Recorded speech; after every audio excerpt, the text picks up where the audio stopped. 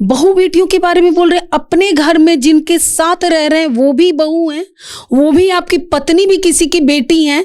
Jail में भी डालिएगा ना, जेल में भी वो शुरू कर देंगे यही। उत्तराखंड में एक मंत्री के पति के द्वारा बिहार के बहू बेटियों की कीमत लगाई जाती है और इतना बड़ा सवाल बिहार की अस्मिता पर उठ जाता है जिसको लेकर हर एक बिहारी इससे कनेक्ट हो जाता है, जबरदस्त विरोध होता है। और इसी सवाल को लेकर आज हमारे साथ स्टूडियो में है जानी मानी पत्रकार, फिल्मकार, समाज सेवी अरुणिमा जी। जानेंगे कि बिहार की बेटियों की कीमत लगाने वाले की सजा क्या होनी चाहिए। सबसे पहले स्वागत।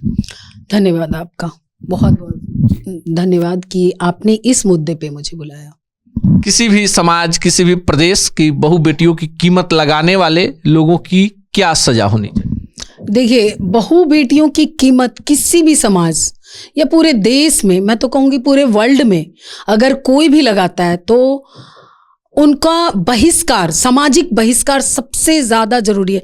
जेल में भी डालिएगा ना, जेल में भी वो शुरू कर देंगे यही सामाजिक बहिष्कार और कड़ी से कड़ी सजा, ताकि दूसरी बार कोई ऐसे बात वक्तव्य देने से पहले 10 बार सोचे।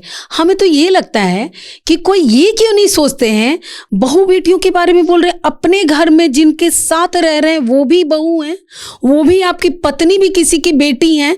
तो आप उंगली किसी पे उठा रहे हैं तो आपका 4 उंगली आपके घर में ही आ रहा है। आपके घर में बैठे हुए हैं 4 बेटियां जिनके बारे में भी बोला जा सकता है आप सबसे उच्च नहीं है, आपसे भी उच्च कोई है, वो आपके बारे में बोलेगा तो कैसा लगेगा। और उसके बाद आपने बड़े तरीके से बोलकर बातों को यूं घुमाया, लोग घुमाने पे लगे। मैं ये बोलती हूं, अगर मैं एक लड़की हूं, एक महिला हूं, तो अगर महिला के लिए बोला तो वहां राजनीतिकरण से हटके सबका एक साथ वक्तव्य आना चाहिए, ये सोच के कि हम आज इसी सवाल पर आ जाते हैं। तमाम पॉलिटिकल पार्टियों में महिला मंच होता है, महिला मोर्चा होता है, पुरुष मोर्चा होता नहीं है। और किसी भी बहू बेटी पर, किसी प्रदेश के पूरे अस्मिता पर सवाल उठता है तो आपको नहीं लगता है कि चाहे वो आरजेडी हो, बीजेपी हो, जदयू हो, लोजपा हो, माले हो, कोई भी पॉलिटिकल पार्टी हो, महिला मंच तो जरूर होगा, मोर्चा जरूर होगा, सबको सड़क पर उतर जाना चाहिए। मैं वही तो कह रही हूं।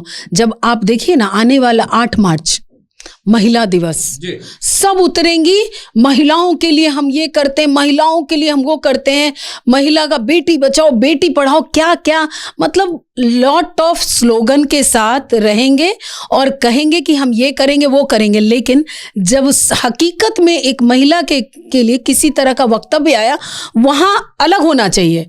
राजनीति से अलग होके सारी महिलाएं, जितनी महिला मंच चलाने वाली महिलाएं इकट्ठा हो जाती और सामने आ जाती।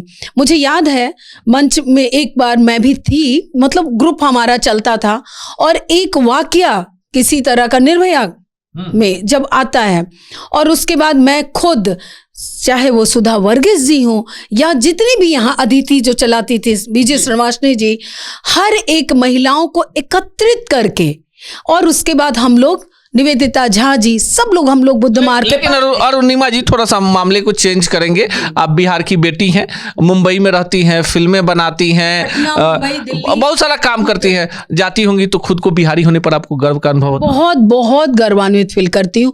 और कई अपने यहाँ की कई एक्ट्रेस हैं, कई बहुत अच्छा काम कर रही हैं और लगातार सब आगे बढ़ रहे हैं। और हमें बढ़ने का भी, वहाँ जो बिहारी बैठे हुए ना, वो लोग आप जाइए, बहुत स्वागत करते हैं। और बाकी लोग भी, जो हमें लगता है बाहर के लोग यूं ही कहते हैं कि हमें लोग मतलब आपको बिहारी कह के गालिब देती है, जबकि हमारा कोई ऐसा अनुभव नहीं है। बहुत सम्मान दिया जाता है और हर जगह जहाँ पे भी, अलग अलग क्षेत्र में मैं काम करती हूँ, इवेंट्स में भी हूँ, तो वहाँ पे भी हमें बहुत सम्मान मिला है। उत्तराखंड सीधे लिए चलते हैं। जो महिला हैं वो महिला बाल विकास विभाग की मंत्री हैं, जो उनके पति हैं उनकी भी उत्पत्ति किसी महिला के कोख से हुई होगी, उनकी भी माँ होगी, 9 महीने का उनको भी समय लगा होगा, माँ ने अपने बेटे को पाला होगा, उस काबिल बनाया होगा कि मंच पर खड़े होकर बोल रहे हैं। उस माँ को भी तो दुख हुआ। मैं वही तो कह रही हूँ, 4 उंगली अपनी तरफ तभी तो उनको बोली कि 1 उंगली उन्होंने सामने किया। माँ, वाइफ, बेटी, कहाँ है बहन, 4 उंगली है ना उनके तरफ। आपके घर में इतनी बेटियां बैठी हैं, आप कैसे बोल सकते हैं? आप बोल रहे हैं बिहार की बेटियां, क्या कोई किसी अगर मान लीजिए उनको किसी वाकया का मालूम होता, शायद कोई हुआ हो ऐसा लंदफंद ऐसा पता होता, तब किसी अगर एक विशेष बात को वो बताए होते तो कोई ऑब्जेक्शन नहीं लगाता, ये जांच का विषय बनता। पर आपने तो सीधे बिहार की बेटियों पे कह डाला।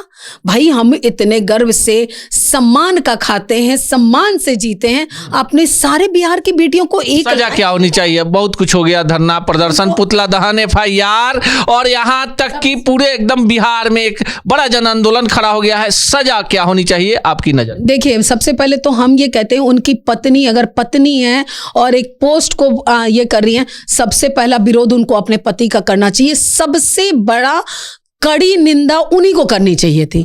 सबसे बड़ी बात, उनको कड़ी से कड़ी सजा देनी चाहिए, उनको माफी मांगना चाहिए। बिहार आके एक महिला सभा करे, भरे सभा में वो क्षमा मांगे तो लगेगा कि भाई गलती से बोल दिए, माफी मांग रहे हैं, लेकिन एक सभा करके आयोजन करके उसके बाद मंच पे आके वो माफी मांगे।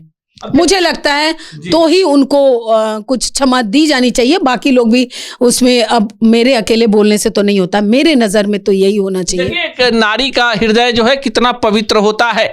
जिन्होंने भी बयान दिया है उनके लिए विशेष रूप से कि आपने जब कहा होगा तो न जब आपकी जबान कटी होगी, न आंखों में थोड़ी सी शर्म हया आई होगी जब आपने कहा होगा कि बिहार में तो 15-20 हजार में बेटियां बिकती हैं। शायद आप अब इससे आगे हम कुछ कहने में हमारी जुबान लटपटा रही है, पर अरुणिमा को सुनिए, कह रही हैं, हृदय कितना साफ है कि भाई किसी माँ के कोख से आप भी पैदा हुए होइएगा।